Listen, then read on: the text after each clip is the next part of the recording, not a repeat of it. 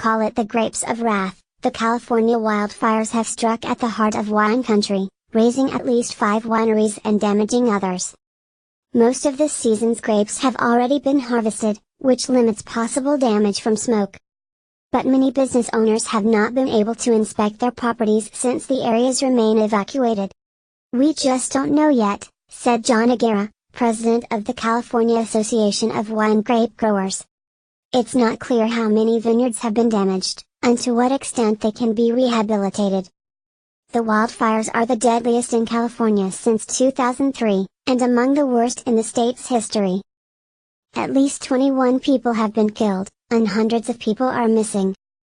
Napa and Sonoma counties, where the terror on the terroir struck hardest, are home to about 10% wine grapes grown in California, according to the Wine Institute. They're also home to about a fifth of the state's 4,700 wineries, which buy and process grapes, and welcome millions of tourists each year.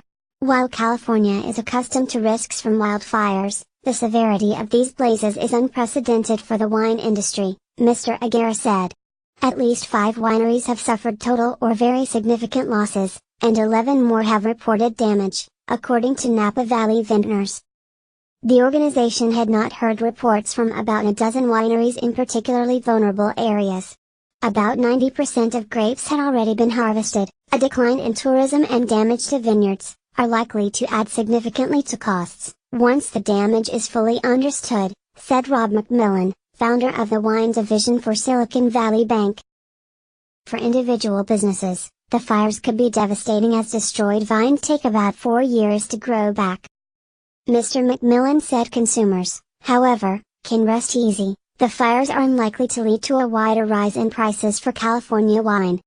"There's plenty of wine. There's plenty of choices," he said.